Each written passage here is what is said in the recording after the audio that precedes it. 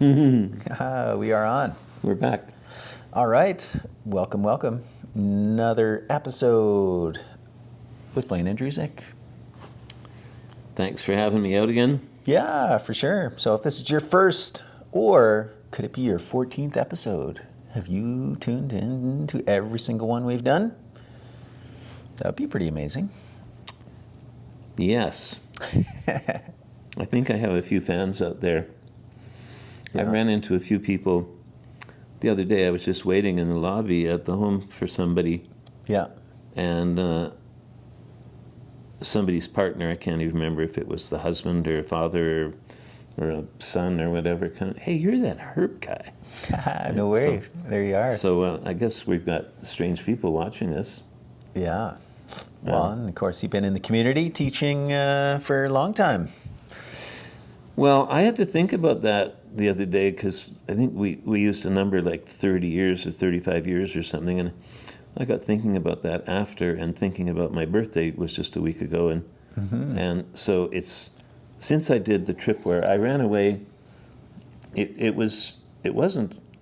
I had no desire to be a herbalist or anything. That was just not on the table, but I was very frustrated and had to run away from the world. One of those sorts of episodes, and I was dropped in 4.5 feet of snow at minus 27 with a bit of gear, and I lived there for 4.5 months, and I was 18 then, so that was officially 50 years ago. Wow. You know, and it just amazes me until I get thinking about all the things I've done in between now and then. Yeah. You know, but it was nowhere near that time that I was just studying part-time and eventually got pushed into teaching, and then when I started teaching, I started practicing because people wanted me to. Yeah. And everything just continued to grow, so I got bigger and bigger audiences and got to travel a bit, where I'd be going to as far as Toronto in that direction, and all the way down to San Francisco for some of the big gigs where I was actually on stage with international type authors and right.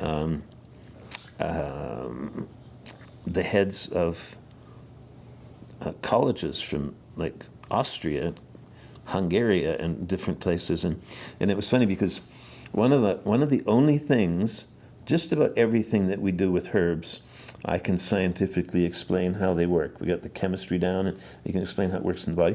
And the one that always frustrated me was arnica. Right. Because we knew that it worked and that you shouldn't take it orally, at least full strength. You could take homeopathic stuff. But we just never did understand how could that work, that if you hit your thumb with a hammer, like what's a bruise? Like you hit yourself, whether it's a punch in the face or you hit your thumb with a hammer hanging a picture, and blood vessels break, and red blood cells get out of capillaries and essentially drown. Mm-hmm. So they're dead there, and they turn dark, and then you wait for a week or so as the big eating machines, the macrophages, have to migrate into that area to do the cleanup job. And somehow, how could, if you hit your thumb with a hammer and used arnica right away, there would never be a bruise? Right. And we just never knew how that worked. We just know that it did work, so just use it. You know? Yeah. But every time I had one of those opportunities, like one of these European, professors, whatever, that were part of these international shows, the first thing I would do would be to corner them, say, Professor, we have, you have arnica here too. 11 kinds, whoa! Oh. You know, we have 3, you know, and so it would be very engaged sort of conversation, and I said, do you understand how it works? And no. Nobody knows. Like it was always the same response. No, arnica, no, nobody knows. Interesting. So I think somebody finally figured it out a year or so ago. A former student excitedly ran up to me somewhere and said, hey, somebody finally figured out arnica and how it works. But, okay. you know, because it doesn't make sense that, like, how could it get in there and tell the red blood cells to run back into the capillaries. Like, it just doesn't make sense to me. Yeah. Do you remember off the top of your head what the... No. No. No. Okay, we'll have to save that for a research project.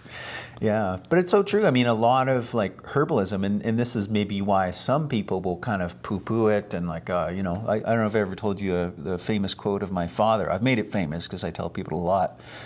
You know what he said? I'll quote you exactly. He says, "I do not believe in herbs." Well, I don't know if it was a matter of belief system, but there we are, But a lot of herbal traditions, like there isn't the quote unquote, the science, the understanding of the mechanism, but they just knew. They had this intuitive knowing, this understanding that, okay, arnica does this will do that. Grandma said. Yeah, grandma said. And it worked. Yeah. Chicken soup for a cold. Right. But it actually works because of the minerals that are in the fat right. of a chicken. It's in the skin. Yeah. And that doesn't mean you go to Colonel Saunders when you have a cold. You have to make soup from a whole chicken. Yeah. And the minerals that are in there actually help balance. I'm even forgetting how it all works now. It's been a while since I was teaching that stuff. But chicken soup for a cold is right. It's just the thing to do. It works. Yeah. So Grandma, she didn't know how and why. Totally. She just knew that it worked, right? And things like that got passed on for generations, right? Yeah, and so much of science is just kind of catching up to, okay, now we can explain it. Here's the mechanisms that are going on, da-da-da-da-da. I mean, fermentation, right? Like, people always did it. They knew that it worked. They knew how to initiate the process. They might have had different stories and ideas of what was going on, but the process was happening regardless. And now, were ferments only done in our environment in the fall? Was it a way of preserving food from your garden? That was a big part of it, yeah. But people didn't have freezers back then. No, yeah, right. Canning happened. Well, and I would say canning was even much later, than fermentation, of course. So, yeah, 100%. Like one of the main mechanisms why people would ferment was to primarily preserve the food. And I'm sure it was accidental, right? A lot of these things where it just happened and it was like, oh, this actually tastes pretty good. Now I feel pretty good. How could I replicate that? And so we've had this long history of fermentation, and only recently has science gone in like, okay, it's these types of bacteria that are consuming. Yeah. Because tell me if I'm wrong, if I've been doing it wrong all these years, because I've made sauerkraut for years. Yeah. And I just make it in. I don't have a crock. My mother had a big barrel. Yeah. Where she would have whole heads as well. Right. So that she could make. We called them sour cabbage rolls. Right. Over the winter months, right? It's a great so way to those do it. went in the freezer. Right. But I'm not with sauerkraut. I'm not canning it the way you would do with fruit, where you have to have everything boiling and that sort of thing with the heat, and then you can see that the lids suck down in the morning. Yeah. I mean, I'm just stuffing jars and putting lids on. Right. And but they self-seal somehow. Somehow, yeah. And the main thing is, like, whether it's sealed or not, if you just pack a whole bunch of sauerkraut, as an example, into a jar, left it on the counter, it would still continue to ferment, and you'd have a risk of that thing. Because when you open them, they fizz. Yeah. So unless you're heat treating it to kill the bacteria, to stop the fermentation, it'll keep fermenting, even in the fridge. So it's Sandor Katz, he says the refrigerator is nothing but a fermentation slowing device. And so the cooler it gets, the slower those bacteria become and the less that they are active. Yeah, because I had one shelf in my basement where I never ever made jams and jellies, things. I wasn't that much of a sweet tooth. People would give them to me, and they'd be around for years, but they were canned properly. Right. But I had one shelf where the sauerkraut would go, because it would always leak a little bit. Later. Yeah. Not a lot. It didn't just keep leaking. Right. So it must have gotten to a point where. And sometimes there's no more food, right? They've consumed all the fibers and sugars and so then they just kind of go dormant in that way. But in a cold storage room, a root cellar, that type of thing. Well, that's where they'd be, in the basement. Yeah. And even the Koreans, the idea of burning the kimchi pot, well, that was to maintain a stable, cool temperature, like especially if it was summertime. whenever they were making it, the above ground temperature be too warm for the fermentation, because you can have too hot, obviously too hot in terms of killing them, but even 40-degree weather, that kind of thing, it stresses them out. So they're what we call mesophilic. So they love that just kind of nice, like medium, stable temperature. Where there's some ferments, like when you make yogurt, they're thermophilic. So they love the heat. Hence, why you can get those little yogurt makers, the incubators, or you put it in a dehydrator, that type of thing. And then that type of warmth really gets them going. But then it's the cooling down that basically makes them go dormant. Well, whenever I opened a jar and it would fizz, after that, I would keep it in the fridge. Right, okay. Or it would go moldy. Yeah, right? Yeah. Once you've opened it, you expose it to air. I think the fizz also is just that buildup of, because one of the byproducts of fermentation, and yeast produce far more than just bacteria do, is gases, like carbon dioxide, as an example. Okay. So, sealing it up, if there's still some activity, it's going to have a little bit of that fizz, that effervescence. So that was the most fun of day one of opening a jar of dill pickles. Right. Was when you bit into a big pickle, it would just explode in your mouth. It was like shaking a warm soft drink kind of thing. And this was that fizz, but it would, a couple of days in the fridge and the fizz was gone kind of thing, right? Yeah. So, this is kind of the fun. Like, science is great. It's wonderful. I teach what I call a food scope because I, like myself, got very confused about what to eat. I had no idea, right? And so this is an acronym. It's I call it a lens. You can look at any food, any diet, know if it's right for you. So the acronym of SCOPE is S, which is science. So as you mentioned, that will show you, what's in a food or a herb, and then what are its actions, positive or negative, on a living system, human. Great lens to look at. But, each one of these lenses has its limitations. Science doesn't know everything yet, right? And it's cutting edge in terms of what we're discovering. But especially when you look at nutrition science, it's still all rather new, isn't it? And there's more and more being discovered all the time. And changing all the time. And I've had patients, like the children I'm remembering, they were teenagers that were taking Herb 1 with me. Right. A guy and his sister, and they both had some major health issues because their mother was a nutritionist that hadn't read a book in 10 years. Right. And the science of nutrition just keeps changing almost every week, right? We're learning something new. Yeah, so it can be a trap, right? I know I did this too. I got too heady about food, right? I would stop listening to my gut and I started intellectualizing, and it makes it very difficult. Michael Pollan gives the image of the housewife going down the grocery aisle, going, okay, I need my kids, their vitamin B6 and their E and this and that, and instead of, as my friend Luca Simmons, holistic nutritionist, JERF. It's not her term, but it's something that she just loves to put out there. JERF stands for just eat real food, Yeah, so science is helpful, but it can also make your head spin. And there's still a ton we don't know. And then too, scientific articles, most people get the headlines, right? The science came out with this. Once you get into the details, okay, let's really get into what was this study all about. Who was part of the control group? What was who were they? What was their lifestyle? What were all these other factors? It's really, really hard, I would say almost impossible to narrow it down. This is science, right? One variable at a time we're going to, control and test for. And science is amazing, but has its limitations. I've always felt so sad if somebody in front of me at a supermarket has a stacked cart, and as I see them putting it on the belt, there's almost no food there.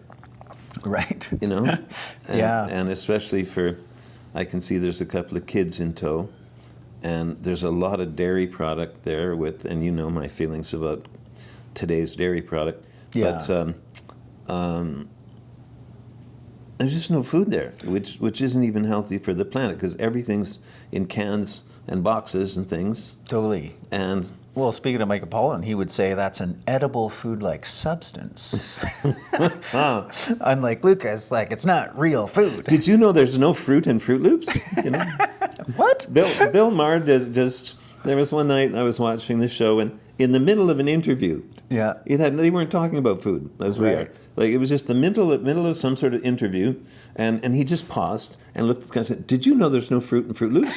And it was completely off topic. Right. And then he did it. The whole audience laughed, and so he did it again later in the show. Yeah. With somebody else. He was in. Did you know there's no fruit in Fruit? Are there any nuts in Honey Nut Cheerios? Yeah, I don't know. Yeah. But it's such an obvious statement yet. Yeah. And then of course the packaging where you get something like chocolate coated almonds or something, and there's a warning label that says this may contain nuts, Right. Or mixed nuts. A bag of mixed nuts may contain nuts. Well, what a silly culture we've become. Yeah. Or the other one that gets me is vegetable oil, mostly from soybeans, sometimes even cottonseed can be defined as, vegetable. Nothing vegetable about those things. I suppose corn, but yeah, maybe not in the sense of corn oil and what they do with it. So. I didn't know they made corn oil. Oh, totally. Yeah. Yeah, sunflower, safflower. Yeah, those I'm familiar with. Yeah, all those things. So, anyways, so the acronym continues. So science, C in the SCOPE acronym is culture. And actually it was Terry Willard. As a young man, I had just come back from India and I was still trying to be a vegetarian. I'd gotten really sick. I'd probably had parasites and who knows what else I'd picked up from there, and just not eating very well and, wasn't in a good state of health. And he said, Malcolm, if you ever get confused about what to eat, just go back to what your ancestors ate. I said, what, the Scottish? These people are known for, the high rates of heart disease, that kind of thing. But Yep. obviously it's the modern Scottish disease, which is more that standard American, westernized, industrialized diet, which is the only reliably bad diet, in fact. Every other traditional diet was a good diet. Otherwise, you and I and everybody else, wouldn't be here. And we're realizing with our, Western industrialized, what they call the SAD diet, standard American diet, that's failing us, and we see, inability. Obviously, there's a lot more factors in this, like to reproduce, to be healthy, and a lot of people, getting close to that kind of dead end, literally, are doing some U-turns and starting to figure it out. So culture is amazing. And it's part of it is just like what would be available. I'm thinking about as a child, we would often, breakfast cereal was often kucha, which is slow-cooked wheat. Oh, okay. With a bunch of poppy seeds added. Right. And then you might sweeten it a little bit with some honey. Right. But it was, there's a difference even when we get to things like candida or blood sugar issues. There's a big difference between eating whole kernels of wheat and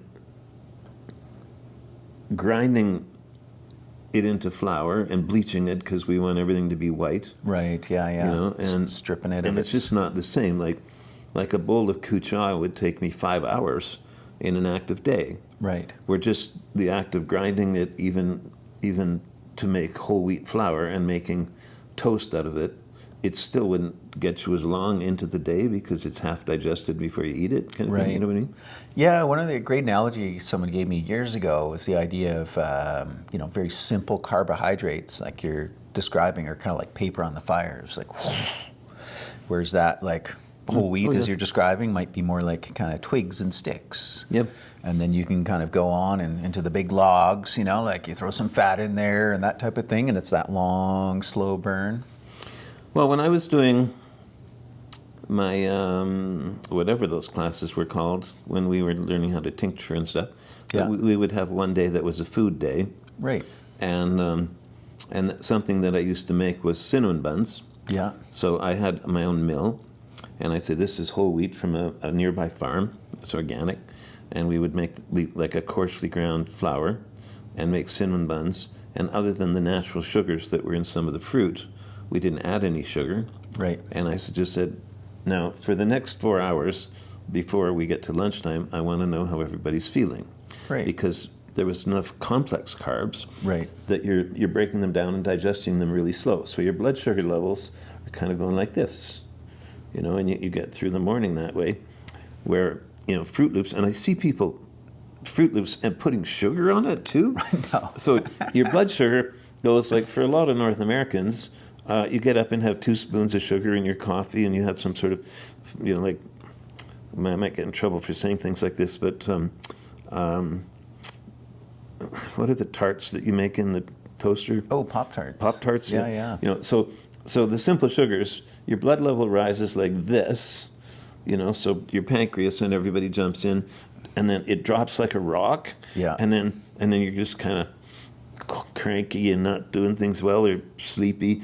Oh, but the coffee truck's coming, and you have a Bismarck with a hot chocolate with added sugar, Right. and your blood sugar goes like this again. So through the day, this is what your blood sugar is doing, and I'm just going to be a little bit cussy here and say that makes a lot of people a moody bitch, or whatever, or non-productive, Right. Because your blood sugar is going up and down so crazily, Yeah. right? But the more sticking with, like, in the truest sense, whole food, Yeah.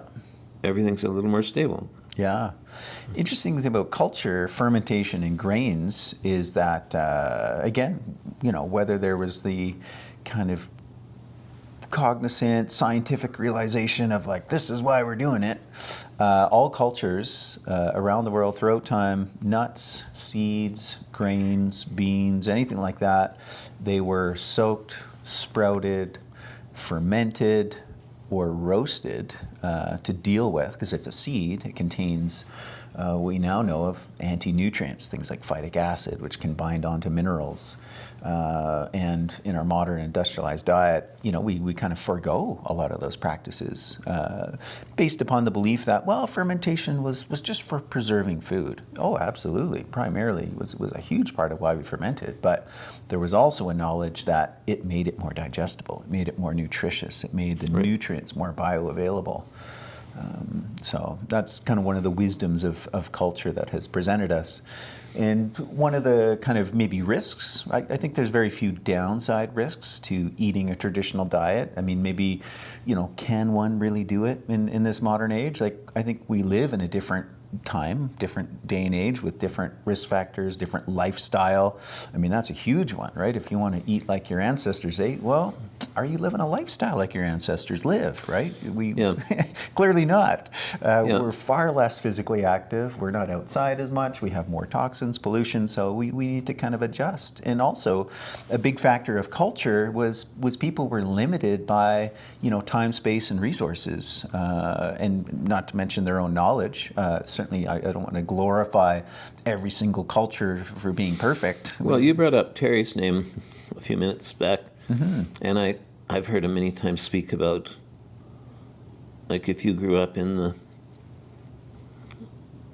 the fjords kind of thing, and your ancestors ate a lot of herring and stuff like that, then you should be eating a lot of fish. Right. And they would make, like, salt cod and stuff like that to preserve it, or ferment it as well. Mm-hmm. And that's just where your heritage is. And like you were saying earlier yourself, that you have to get back to your roots and not make it scientific, like eating right for your blood type. Right. How about eating right from your grandma? For sure.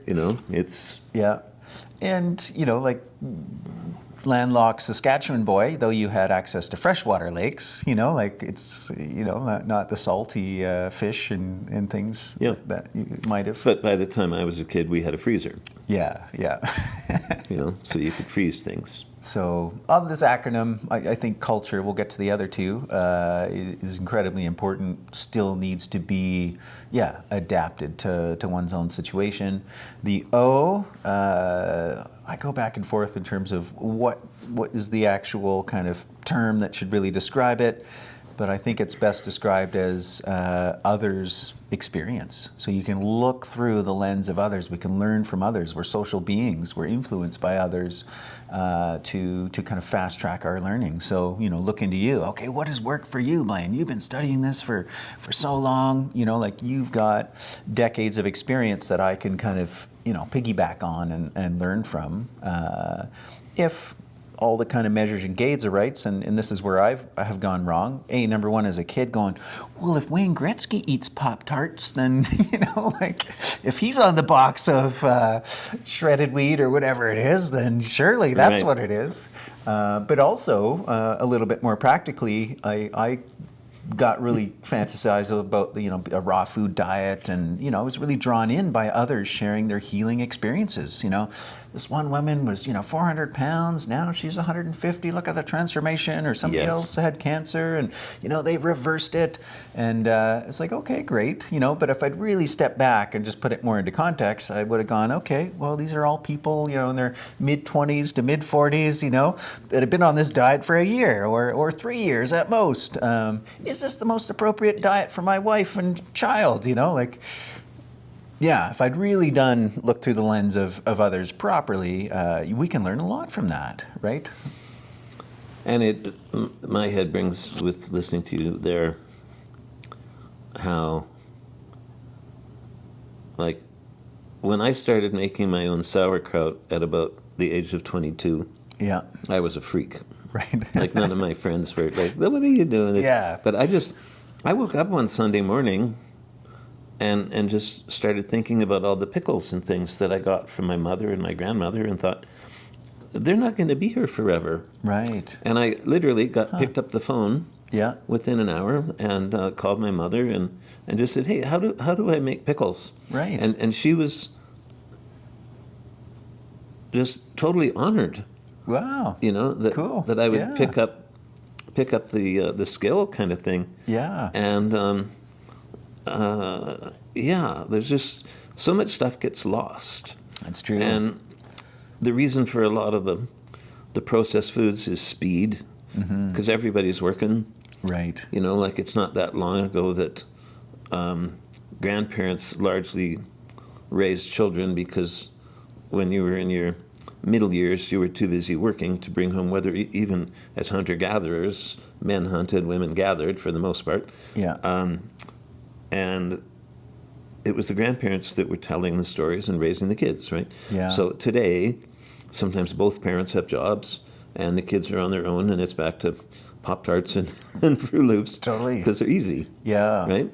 And even for my grandparents, like, I've got the blessing of having lived through it, having watched others go through it. Like, for them, they were raised on a very, through the war and in Britain, and, what their parents ate and their grandparents ate, that kind of a thing. And then as, the kind of the modern industrial foods kind of exploded on the scene, at one point we had no idea that was quote unquote bad. It's Right. like we had no idea, like microwave pizza, dinner out of a box. Like, yeah, it's so convenient. I'm tired after my day, that kind of a thing.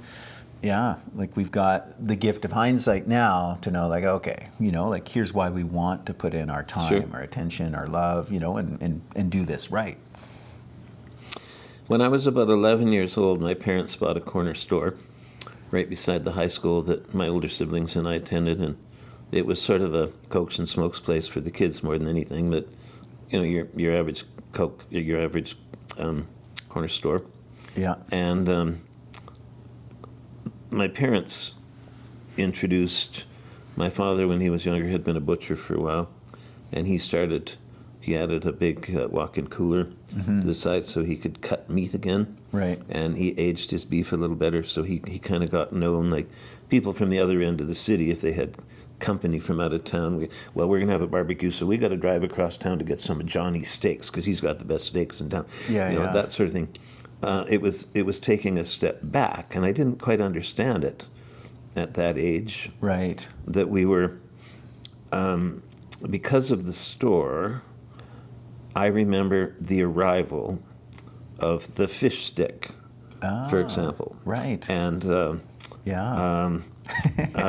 dehydrated scalped potatoes. Right. Like, my mother always made scalped potatoes. Like, do we need this? And so salesmen would come by and leave samples. Right. And as a family, we would try eating these things. Yeah. And then they decide, so should we have these in our store or not? So I had kind of a more direct exposure, maybe more slow motion exposure to a lot of those not junk foods, fast foods, but just Prepared food. time-saving Yeah. things, you know? So I remember that period one by one where those foods arrived. Interesting. And now they're just taken for granted, right? Yeah. Like I've had young patients where, like, sometimes the first thing I'm asking them is to go through their diet, Right. you know? And there was one lad that he didn't understand that you could actually make French fries from potatoes. Like he thought you Wow. just buy them in a bag Right. and put them in the oven. Oh, you can actually do that with a potato, you know, like, Yeah. and it just shocked me It's totally shocking. very often. Yeah. You know that. Yeah.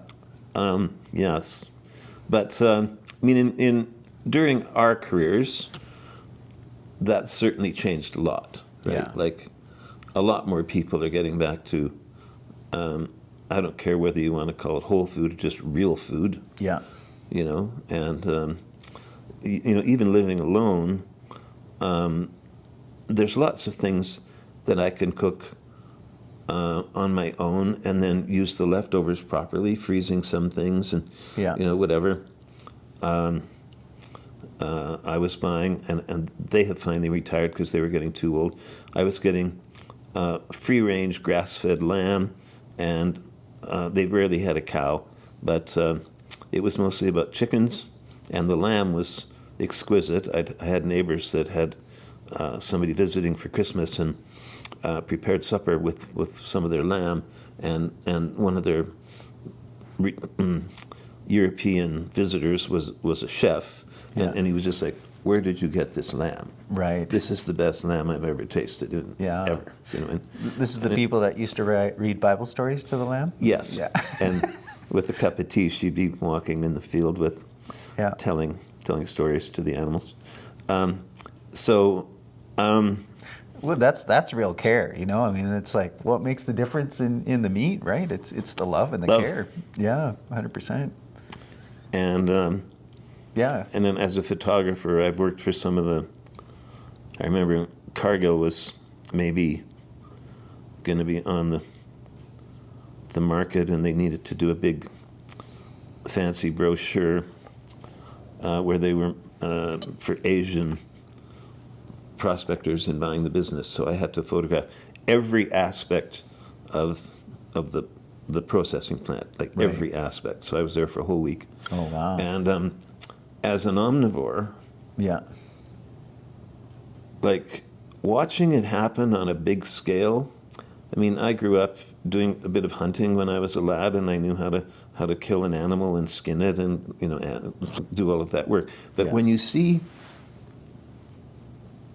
I forget how many head a day. Every day, thousands of animals Yeah. go into a processing plant and get taken apart.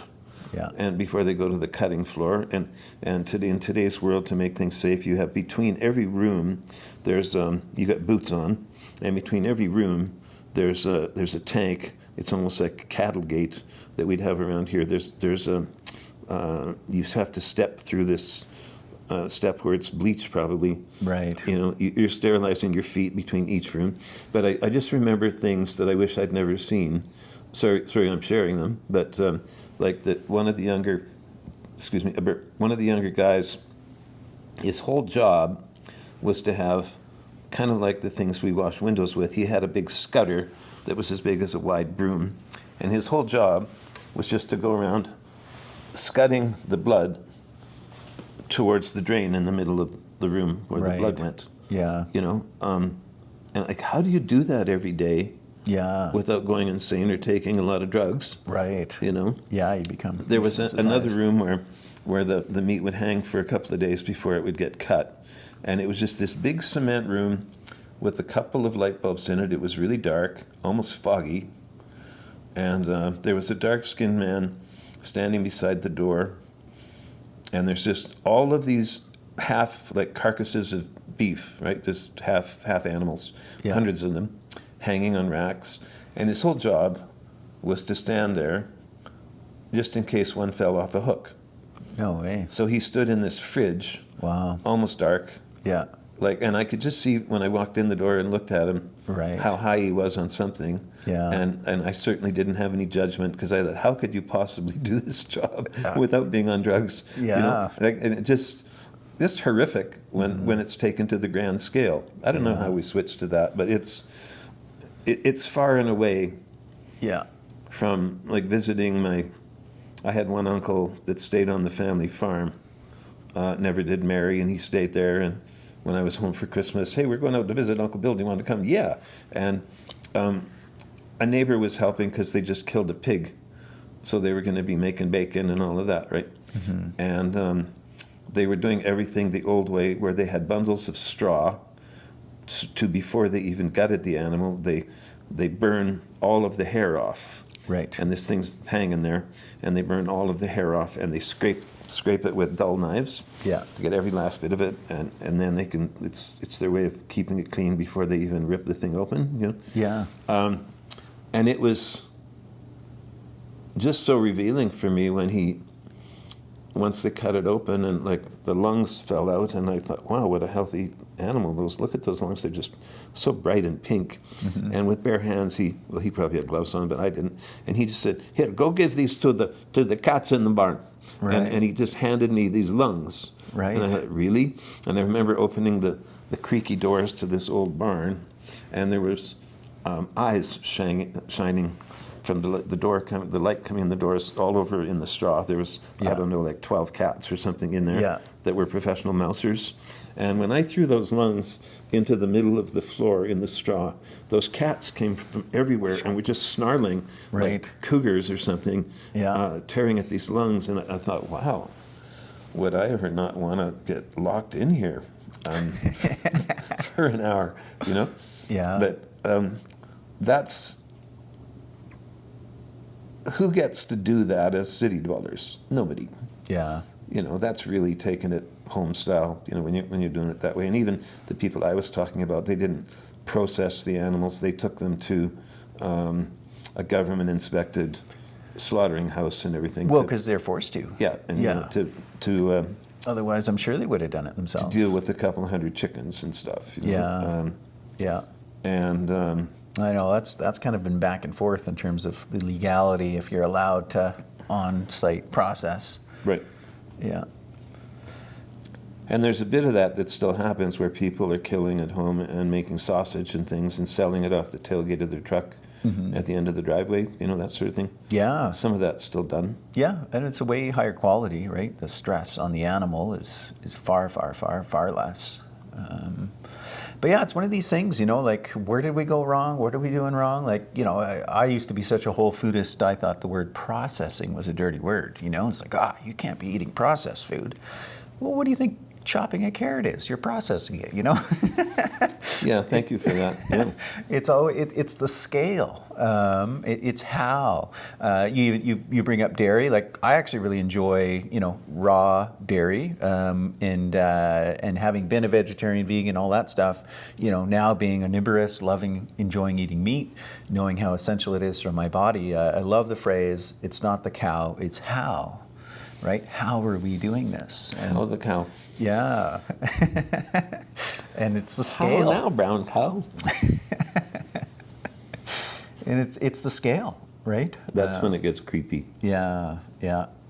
So anyways, back to this acronym, SCO, and then the last one is PE, which is personal experience. You know, again, the lens of like what works for you. And this comes down to the idea of intuitive eating, which of course, you know, is, you know, you can't just rely on your own personal experience. Okay, Blaine, I'm not going to listen to you. I'm going out to the woods there, and I'm going to, you know, unless I personally experience if this mushroom is poisonous, you know, like that would be stupid, right? Denying what science says that the chemicals are in there, that, you know, culturally it's never eaten, and you screaming at the top of your lungs like, don't put that in your mouth. It's called the destroying angel. No, until I have personal experience. But it's all got to be balanced. And I am a big believer in, you know, intuitive eating and instinct, right? Humans have kind of lost their instincts. Like cats know. Dogs know, deer know. You know, a koala never gets confused about what to eat. I had an invasion of mice in my last home. Yeah. And there was one closet just off the kitchen where I would buy my wild rice, for example, direct from the people that get it off the water back in Saskatchewan. Well, that's the stuff you had in your store, or still have. And I would get wheat from Tony Marshall. That's the Highwood Crossing people. Right. And I don't think he was doing wheat, but he was getting it from one of his neighbors. Right. So it was, as close to, and I like to go to visit some of those people, and I always had sandals on or would take them off, and some of them thought I was crazy because I wanted to walk barefoot wherever my food came from. Right. And when I went to the lamb people, the guy was laughing, his stupid city kid, like, well, how much are you up for, Blaine? Because we can go where the chickens are, or where the sheep are, the lambs are, or whatever. Yeah. And of course, a lot of it would be walking in manure, so he thought I was crazy, and we didn't follow through with some of it. But it feels so good to be able to take things that far for many of us that are city dwellers now. Yeah. To have the opportunity to visit a farm, and that's coming back. Yeah. There's more and more people that are finally waking up and going back to family farms before they're sold. Yeah. Or like in Tony's case, I think it took him several years where the original property that was a family farm, it came from his wife's family. They had a big party there when the farm was 100 years old, a few years back. And even our MLA was there. It was a big deal, and they had a live band. And it was just a great thing. I did a herb walk for probably 100 people. Anyway, it's a big thing. But for many years, they had leased the land to a neighbor that was probably using Roundup type products or whatever. I'm not certain of that. But it took him several years to get the land cleaned up, to get certified, so that his oil was going to be organic. That was a several-year process for him to clean things up. And sidebar, one of the things that a lot of people enjoy, I like them, but kale chips. Kale is planted as a cleanup plant. I don't know what they do with it after. Do they burn it, or what do they do with it? But it's planted to clean up land and get all the toxins out. So you want to make sure that when you're buying kale chips that they're organic. Because otherwise, kale's almost one of the most toxic things you can have in a bag. Holy. Go figure, Yeah. Anyway, I'm probably off topic that we've switched around like crazy here. But that kind of coming back to, the farm, and like you say, this kind of whole movement, I think is based upon personal experience, right? It's like something just feels right, like it tastes better, right? Like the lamb as an example, right? That's based upon like, wow, like why wouldn't I eat this the whole time? Like, okay, maybe you got to pay a little bit more, maybe I got to drive across town to go get it, but this is the meat, or this is the, totally grass-fed, no grain, fattening them up at the end. Grass-fed, organic, completely. And there's been a few students I've had over the years that nobody else in the family, maybe there was 5 kids, that just to pick a number, and everybody's got their jobs in the city now. But one couple who decided to take back the farm, or maybe it never was sold, or it was leased or whatever. But, and no, we're not just going to grow wheat anymore. We're going to use that shady hillside over there to grow golden seal or whatever, and then we're going to take that area over there. We're going to put in Saskatoon bushes and have a U-pick, and we're going to have a U-pick with strawberries over there. And there used to be a slough over there, so let's reenact that so that ducks can use the water. And like they're taking back the family farm to what it was, what their grandparents had it.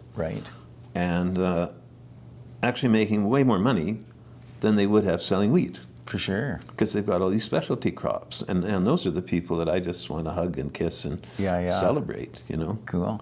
You know what I mean? So how much do you think, personal experience, using one's own intuition, instinct, has a role in modern day herbalism. You know, like arguing that, you know, culture, its foundation, the original, like, you know, wisdom, generational wisdom was developed that way. Would it be fair to say that that is? Like, you know, how did cultural wisdom come about? Well, we know how Yes. science has come about, you know, like, is there a place for that? And what do you see that in today's day and age? And Well, I feel blessed that I got to be sort of caught in the middle with an answer to that. There were certainly essential oils that I'd be buying from where the plants grew, because it's simply not practical to, like you can do small batches of, you're making rose hydrosol now.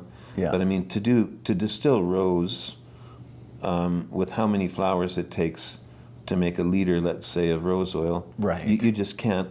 yeah, You can't import. We'd need enough roses to fill the main floor of your house Yeah. to make a liter of rose oil. I So it bet. has to be done in Bulgaria. So let's just do it where the roses are. Yeah. Right? So there's things like that where things have to come from where they grow more naturally, even though things there are cultivated. Like, you know, there's vineyards and some of them are organic and some aren't, and that sort of thing. Yeah. When you buy French wine. So I'm glad that I was able to keep a portion of what I sold. Like, I grew comfrey, yeah, which we talked about a couple of weeks ago. yeah, But I would go to the mountains. Eventually, with a helper, I had my elves, I called them. And okay, next week, if the weather's looking good, we're going to go up to the mountains, and all we're going to do is pick arnica. right, And I had to explain to them that sometimes there's another yellow daisy family plant, and the flowers are the same size, and they might be growing right with arnica, right, but they have alternate leaves.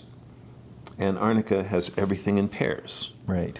So a young arnica plant, you have one child? I have two. I thought you had two. Yeah. And it takes work, and it's expensive to Yeah. have kids these days.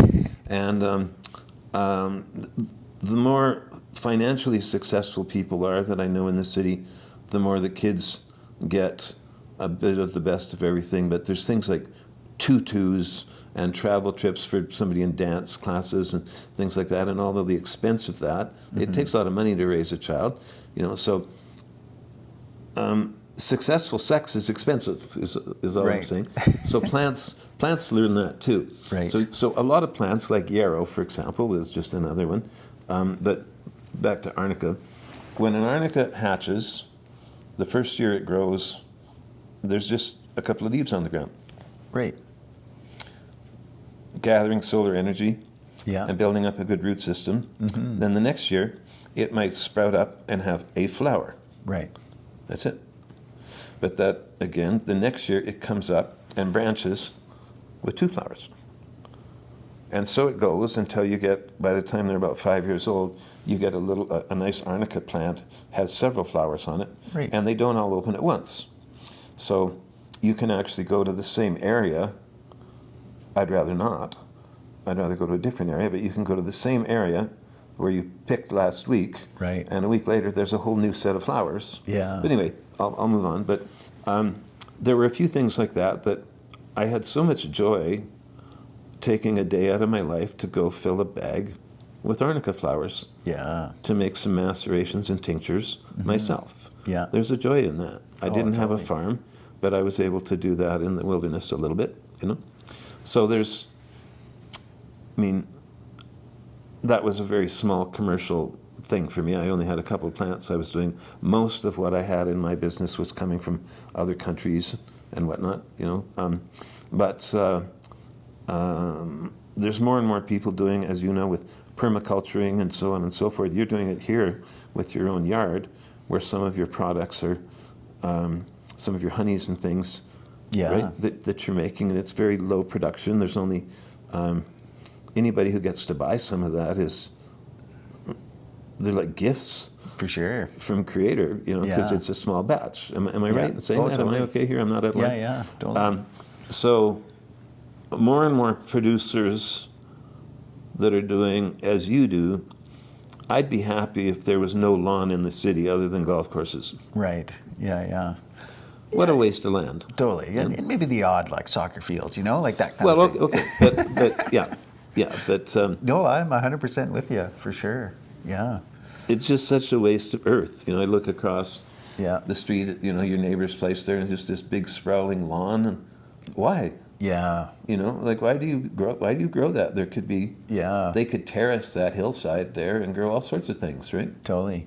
Well, I think it was you that, especially in your old neighborhood, where there was, at that time, there was a lot of examples of the old houses, the small ones that were set back with the big, like, lawn in the front as a kind of an overt display of wealth.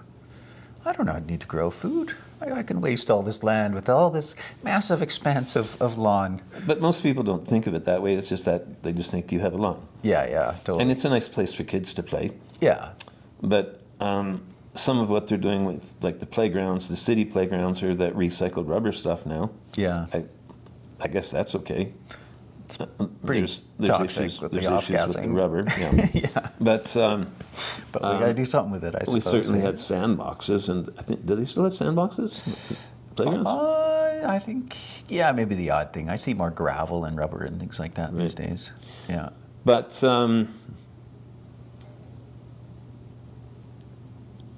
yeah, and you grow. It doesn't matter whether your yard's shady or completely sunny. There's different things you can grow. Totally.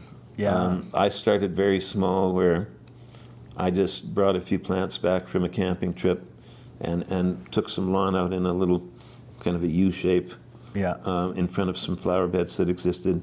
And then the next time we were out, I kind of, I brought a few more plants back Yeah. and cut out a bigger hoop. Right. Until eventually I just took the whole lawn. Yeah. And then the neighbors knew I was getting serious when they heard me taking the sidewalk out with a sledgehammer on a Sunday morning and replaced it all with river rock. Amazing.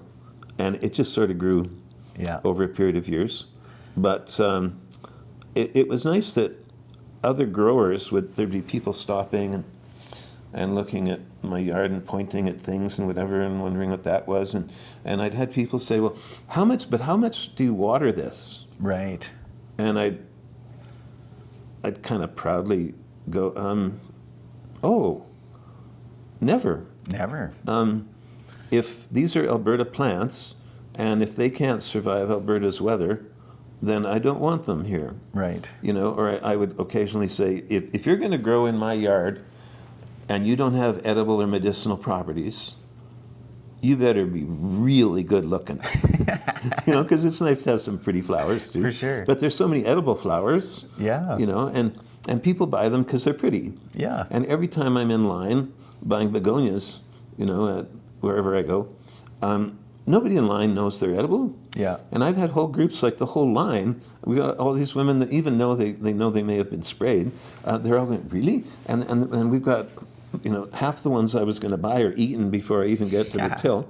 Yeah. Because people don't even know. And then so they're going to go home and grow without spraying any more chemicals on them, some begonias, and try them in salads and things. And so I'm doing my little part. Right. But most people just don't know there's another way. Yeah. They just grow lawn because everybody else does. Right. So we could be part of a movement. You're having your place with that. I've had my place with that. Where Yeah. and all the permaculturing that's going on now, and there's certainly time to get that back, I guess. Yeah, I think so. And it's fulfilling in itself. When you do that, you're making an example, helping try and change the world. But there's benefits, immediate feedback from doing it. Yeah, it's tasty. Yeah. Yeah, I love the phrase, small is beautiful. That's definitely kind of my motto. I'm grateful for industrialization and kind of the benefits that it brings. I'm grateful for industrialized food systems that we have because of the volume of food, the fact that we can have literally whatever we want, 24/7, 365, it's available.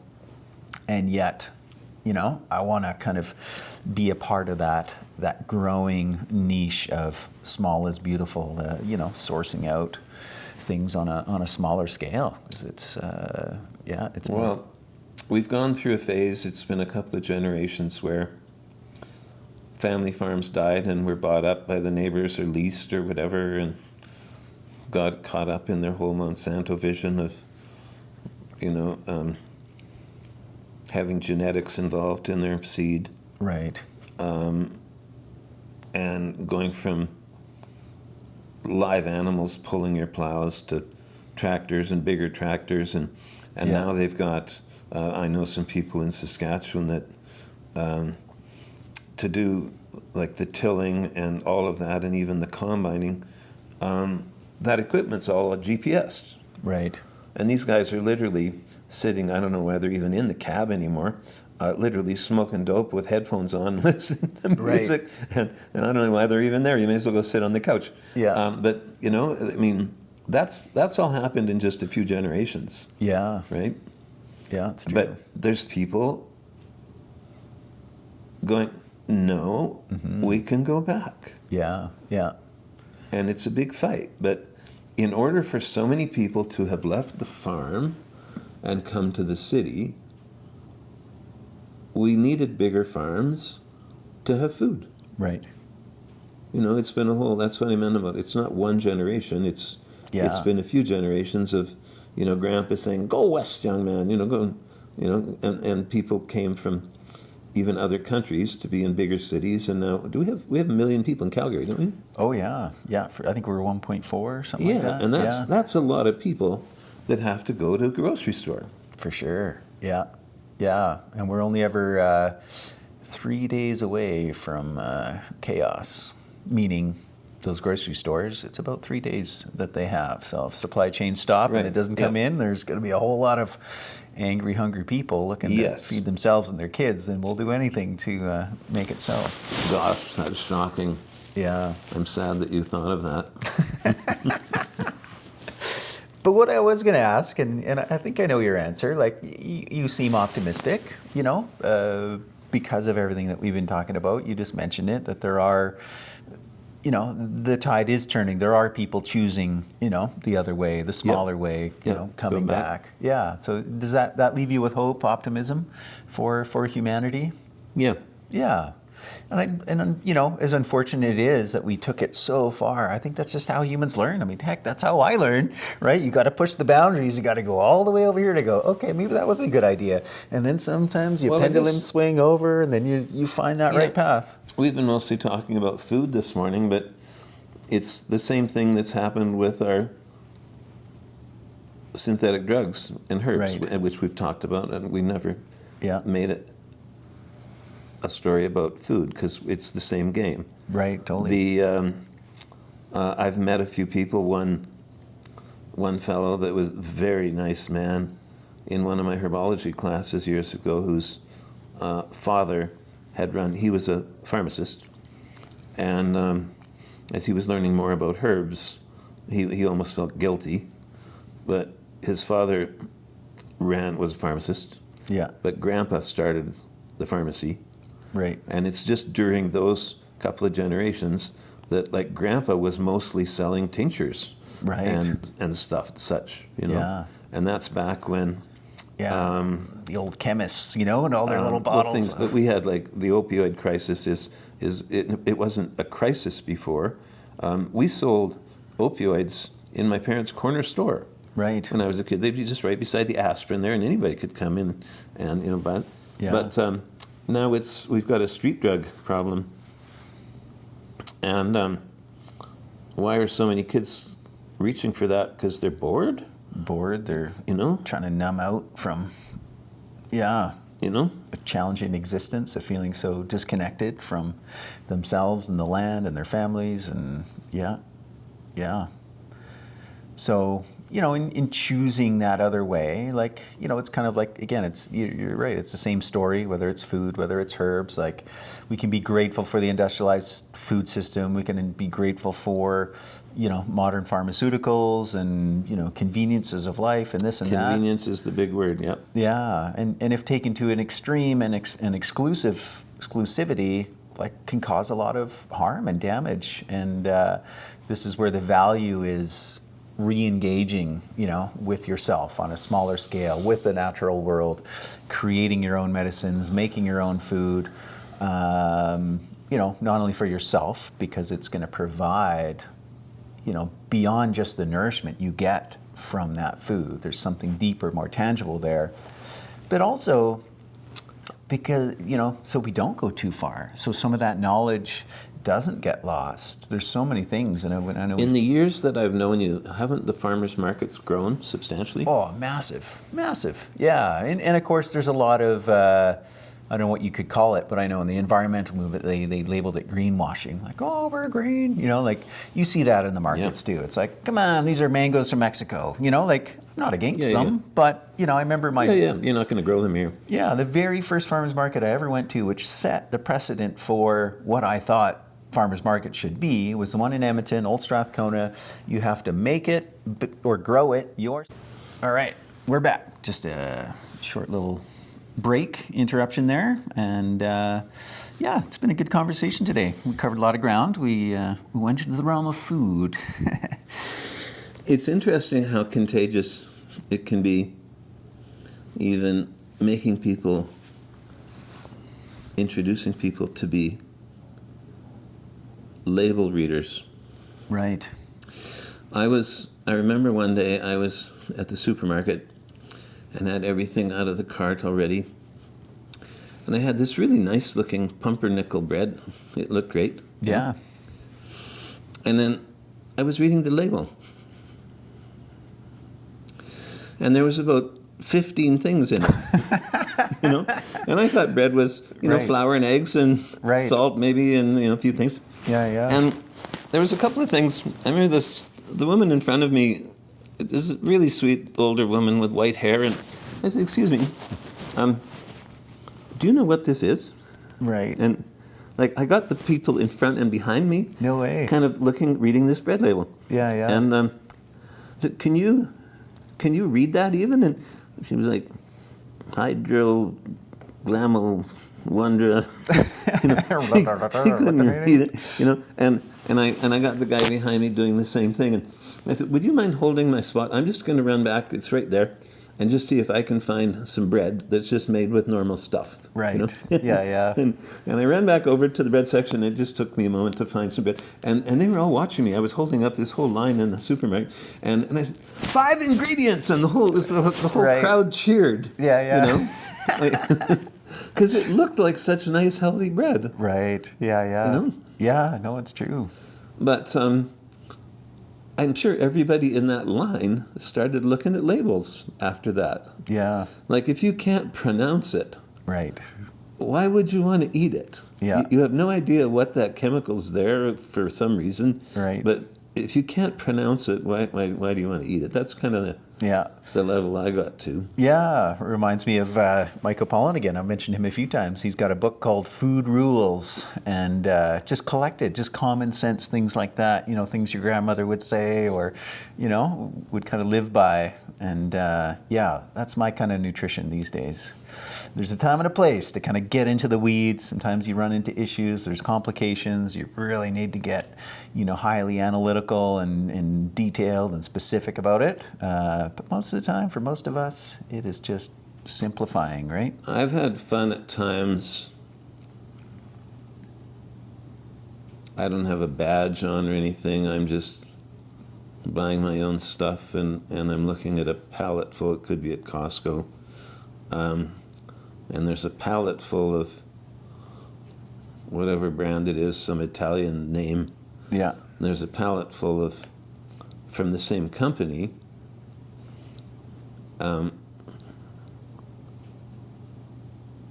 cold pressed and not. Right.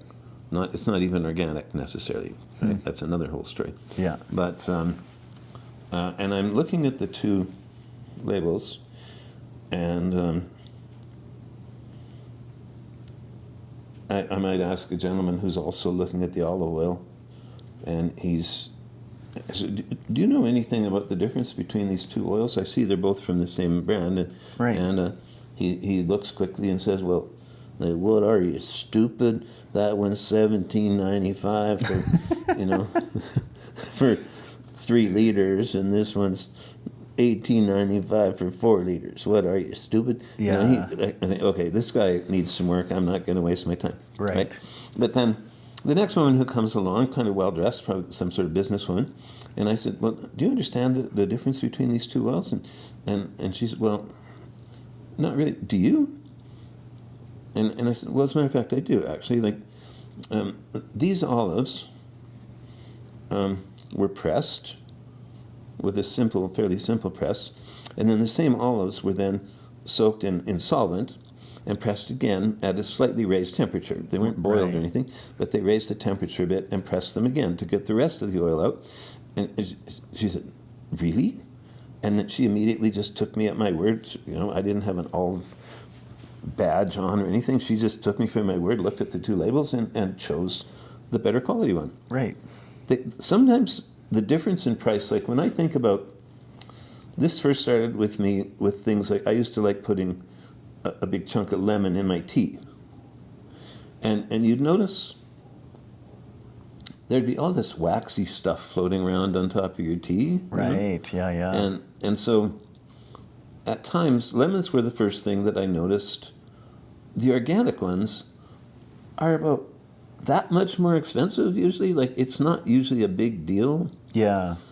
You know, and sometimes I've seen organic, could be strawberries or whatever, that look really ratty, and the regular ones are really beautiful, and I might just buy the regular ones again. But, Yeah. you know, I try and support the organic movement. But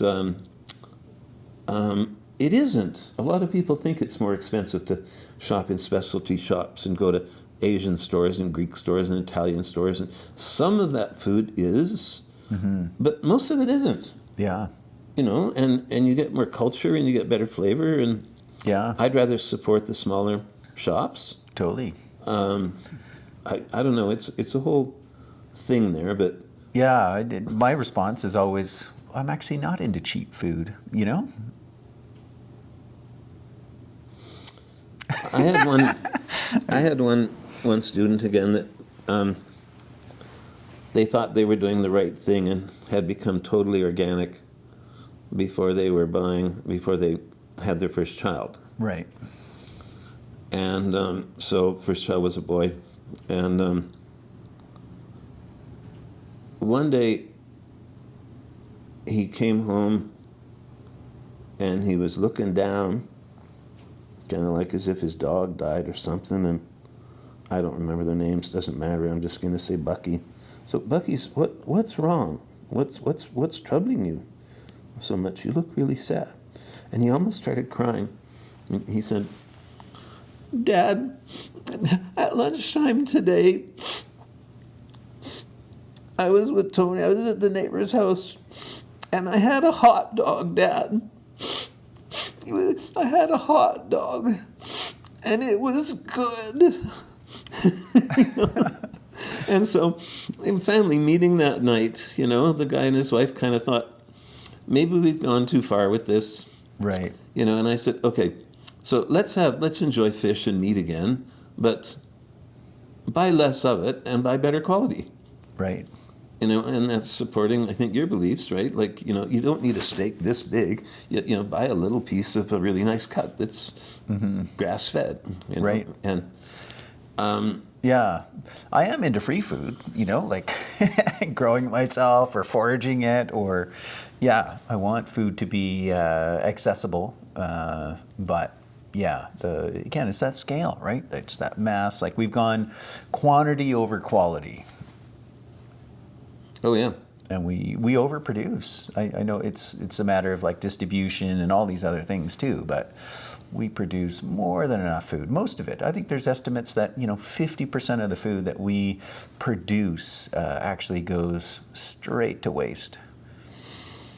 it certainly makes me sad every day at the home. You know, I understand why and everything, but like some of the wait staff, the aides there, compliment me on, they serve me a plate of food and I eat it. Right.